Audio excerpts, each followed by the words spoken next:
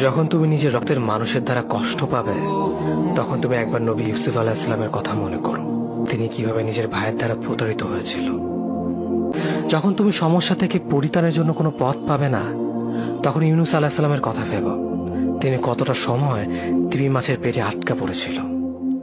যখন তোমার নামে কেউ মিথ্যা অপবাদ ছড়িয়ে দেবে, তখন মা আয়েশা রাদিয়াল্লাহু আনহার কথা মনে করো। তার নামে পুরো শহর জুড়ে কুৎসা রচনা করা হয়েছিল। যখন তুমি অসুস্থ ব্যথার যন্ত্রণায় কাতরাতে থাকো, তখন নবী আইয়ুব আলাইহিস সালামের কথা ভেবো। তিনি ভয়ঙ্কর এক ভাইরাস জনিত রোগে আক্রান্ত হয়ে তোমার থেকে বেশি কষ্ট পেয়েছিল। যখন তুমি আত্মীয়স্বজন, পরিবার, বন্ধু বান্ধবের কাছে হাসির পাত্রে পরিণত হও, তখন তুমি শেষ নবী হযরত মুহাম্মদ সাল্লাল্লাহু আলাইহি ওয়াসাল্লামের কথা ভেবো। রাসূল সাল্লাল্লাহু আলাইহি ওয়াসাল্লাম বলেছিলেন, সবচেয়ে বড় পরীক্ষা দিয়ে সব থেকে বড় পুরস্কার আসে। যখন আল্লাহ কাউকে ভালোবাসেন, তখন তাকে পরীক্ষা করেন।